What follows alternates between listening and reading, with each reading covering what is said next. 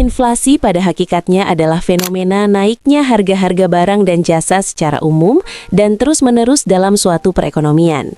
Secara sederhana, inflasi terjadi ketika terlalu banyak uang yang beredar mengejar terlalu sedikit barang yang tersedia. Jangan lupa subscribe dulu sebelum lanjut, biar nggak ketinggalan konten ekonomi, trading, kritis, dan logis seperti ini. Mekanisme dasarnya dapat dianalogikan seperti permainan monopoli. Jika tiba-tiba semua pemain mendapat tambahan uang dalam jumlah besar, sementara jumlah properti yang tersedia tetap, maka harga properti tersebut pasti akan melonjak. Dalam ekonomi real, kondisi serupa tercipta ketika pemerintah atau bank sentral mencetak uang terlalu banyak, memberikan kredit dengan mudah, atau ketika terjadi defisit anggaran yang besar. Apa yang terjadi jika pemerintah mencetak uang terlalu banyak? Bayangkan uang seperti kue yang dibagikan ke seluruh masyarakat. Jika jumlah kue tetap, tapi tiba-tiba jumlah orang yang ingin kue bertambah, maka tiap orang hanya dapat potongan yang lebih kecil. Jika jumlah uang sangat banyak dan jumlah orang yang menginginkan kue tetap, maka kue akan tidak dihargai.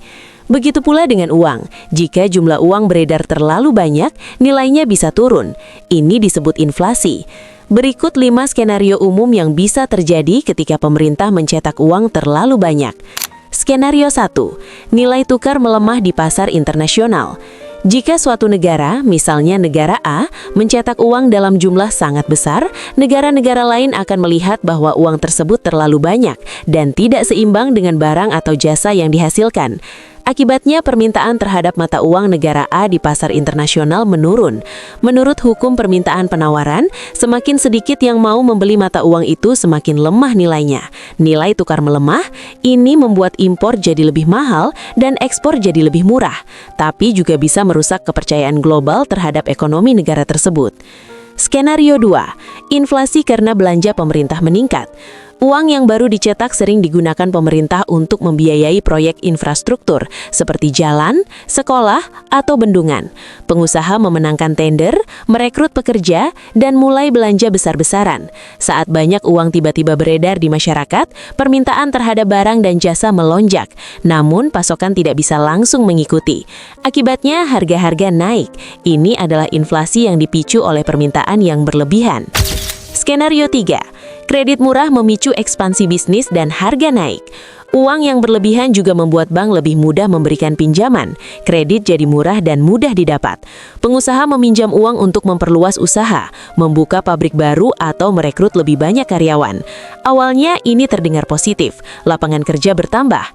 Namun saat semua pengusaha bersamaan memperluas produksi, mereka butuh bahan baku, tenaga kerja, dan peralatan. Permintaan terhadap sumber daya ini meningkat cepat, sementara pasokannya terbatas. Akibatnya harga bahan baku dan upah naik, dan pada akhirnya harga jual produk juga naik. Lagi-lagi inflasi terjadi. Skenario 4. Defisit anggaran akibat BUMN rugi dan korupsi. Bayangkan pemerintah seperti rumah tangga yang punya pemasukan, misalnya dari pajak dan pengeluaran untuk gaji pegawai, infrastruktur, subsidi, dan lain-lain. Jika pengeluarannya lebih besar daripada pemasukannya, terjadilah defisit anggaran. Salah satu penyebab defisit adalah badan usaha milik negara atau BUMR yang seharusnya menghasilkan keuntungan justru mengalami kerugian. Ini bisa terjadi karena manajemen yang buruk, persaingan usaha, atau yang paling serius, korupsi, kolusi, dan nepotisme KKN di dalam tubuh pemerintahan atau BUMN itu sendiri. Padahal, BUMN seringkali mengelola sektor-sektor penting seperti listrik, air bersih, bahan bakar, atau transportasi yang disebut mengatur hajat hidup banyak orang. Jika BUMN rugi terus-menerus, pemerintah terpaksa menyuntikkan dana segar dari APBN agar perusahaan itu tetap berjalan. Dana ini biasanya berasal dari utang atau mencetak uang baru. Akibatnya, anggaran negara semakin menipis. Pemerintah mungkin terpaksa menaikkan harga produk BUMN, misalnya tarif listrik atau BBM, agar tidak terus rugi. Rakyat kecil yang paling merasakan dampaknya karena harga kebutuhan pokok naik. Jadi, kerugian BUMN plus korupsi sama dengan tekanan pada keuangan negara, sama dengan beban tambahan bagi rakyat. Skenario 5. Subsidi yang berlebihan justru memicu masalah. Subsidi adalah bantuan keuangan dari pemerintah agar harga barang penting seperti BBM, listrik, atau pupuk tetap terjangkau. Tujuannya mulia, melindungi rakyat miskin. Namun, jika subsidi diberikan terlalu besar atau tanpa target yang tepat, bisa menimbulkan masalah. Anggaran negara membengkak karena pemerintah harus terus mengeluarkan uang untuk menutup selisih harga. Barang yang disubsidi, misalnya BBM, jadi terlalu murah, sehingga permintaannya meledak, bukan hanya oleh yang benar-benar butuh, tapi juga oleh orang kaya atau industri besar. Akibatnya pasokan bisa langka, dan pemerintah terpaksa mencetak lebih banyak uang atau berhutang untuk menutup biaya subsidi. Dalam jangka panjang, ini bisa memicu inflasi dan defisit anggaran. Contoh sederhana, jika BBM dijual sangat murah karena subsidi besar, orang mungkin boros pakai mobil atau bahkan menyelundupkannya ke negara tetangga untuk dijual lebih mahal. Ujung-ujungnya negara rugi dan rakyat miskin justru tidak kebagian manfaat penuh. Solusi yang lebih baik, subsidi tepat sasaran, misalnya lewat kartu untuk warga miskin, alih-alih subsidi umum yang dinikmati semua kalangan. Skenario 6. Defisit neraca perdagangan bisa picu inflasi. Apa itu neraca perdagangan? Ini adalah selisih antara nilai ekspor, barang yang dijual ke luar negeri, dan impor, barang yang dibeli dari luar negeri. Jika ekspor lebih besar dari impor, surplus, bagus untuk ekonomi. Jika impor lebih besar dari ekspor, defisit, bisa jadi masalah. Bagaimana defisit bisa picu inflasi?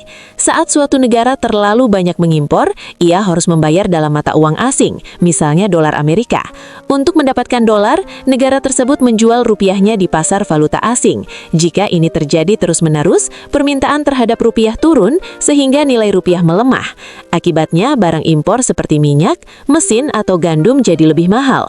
Harga bahan baku impor naik, biaya produksi naik, dan harga jual produk juga naik. Ini disebut inflasi impor atau imported inflation. Contoh nyata, Indonesia pernah mengalami kenaikan harga BBM dan sembako saat rupiah melemah karena defisit perdagangan. Lalu bagaimana dengan Cina? Cina justru ekspornya sangat tinggi, artinya mereka menjual banyak barang ke luar negeri seperti elektronik, pakaian, mainan. Akibatnya mereka dapat banyak dolar Amerika. Permintaan terhadap yuan, mata uang Cina, meningkat. Nilai tukar yuan cenderung stabil atau menguat. Pasokan barang dalam negeri juga sangat besar karena produksi massal. Karena pasokan melimpah dan efisiensi produksi tinggi, harga barang di Cina cenderung stabil atau bahkan turun. Ini disebut deflasi atau tekanan deflasi. Namun pemerintah Cina sering menahan kenaikan nilai yuan agar ekspornya tetap murah dan kompetitif. Jadi meski punya surplus besar, inflasi di Cina tetap dikendalikan dengan kebijakan moneter dan fiskal yang ketat. Intinya, ekspor tinggi sama dengan pasokan barang banyak plus pendapatan falas kuat, sama dengan cenderung menekan inflasi, bahkan bisa menyebabkan deflasi jika tidak diatur. Skenario 8. Kenaikan upah buruh karena demonstrasi. Bayangkan buruh pabrik menuntut kenaikan gaji lewat demo. Jika pemerintah atau perusahaan menyetujui, upah buruh naik. Awalnya ini terdengar adil, buruh layak hidup layak. Tapi ada efek domino, biaya produksi perusahaan naik karena gaji lebih besar. Agar tidak rugi, perusahaan menaikkan harga jual produk. Konsumen harus bayar lebih mahal, inflasi terjadi. Jika kenaikan upah terjadi di banyak sektor sekaligus, inflasi bisa meluas ke seluruh ekonomi. Inilah yang disebut inflasi dorongan biaya. Harga naik bukan karena permintaan tinggi, tapi karena biaya produksi naik. Catatan, kenaikan upah tidak selalu buruk. Jika produktivitas buruh juga naik, perusahaan bisa menyerap biaya tanpa menaikkan harga. Tapi jika tidak, inflasi bisa tak terhindarkan. Skenario 9. Non-farm payroll, NPF, indikator penting ekonomi AS. Apa itu NPF? NPF adalah data bulanan dari AS yang menunjukkan berapa banyak pekerjaan baru diciptakan di sektor non-pertanian, misalnya pabrik, retail, jasa, atau konstruksi. Kenapa penting? Jika NPF naik, artinya ekonomi sedang tumbuh. Banyak orang bekerja, konsumsi naik, permintaan barang naik. Jika permintaan naik terlalu cepat tapi pasokan tidak mengikuti, inflasi bisa naik. Sebaliknya, jika NPF turun, tanda ekonomi melambat, risiko resesi. Bank Sentral AS The Fed sangat memperhatikan NPF. Jika NPF terlalu kuat, The Fed mungkin menaikkan suku bunga untuk mendinginkan ekonomi dan cegah inflasi. Untuk pemula, NPF seperti detak jantung AS. Kalau detaknya terlalu cepat, tubuh ekonomi bisa kepanasan, inflasi. Kalau terlalu lambat, tubuh bisa lemas, resesi. Skenario 9, kredit macet dan gelembung keuangan, pelajaran dari krisis 2008-2009. Apa itu kredit macet? Kredit macet terjadi ketika peminjam tidak mampu bayar utangnya. Jika ini terjadi dalam skala besar, sistem keuangan bisa goyah. Contoh nyata, krisis keuangan global 2008-2009. Di AS, bank-bank memberikan kredit perumahan atau mortgage kepada orang yang sebenarnya tidak mampu bayar, disebut subprime mortgage. Awalnya harga rumah terus naik, jadi semua orang merasa aman. Tapi tiba-tiba banyak peminjam gagal bayar, bank rugi besar. Bank mulai kolaps, kredit macet menyebar ke seluruh dunia, gelembung keuangan meledak. Dampak terhadap inflasi? Ironisnya, setelah krisis justru terjadi deflasi atau inflasi sangat rendah.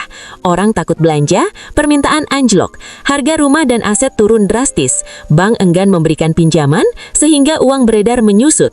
Jadi, krisis akibat kredit macet tidak langsung menyebabkan inflasi, tapi justru memicu kontraksi ekonomi dan tekanan deflasi. Baru setelah itu, pemerintah dan bank sentral mencetak uang atau quantitative easing untuk memulihkan ekonomi, yang baru kemudian berpotensi menimbulkan inflasi jangka panjang.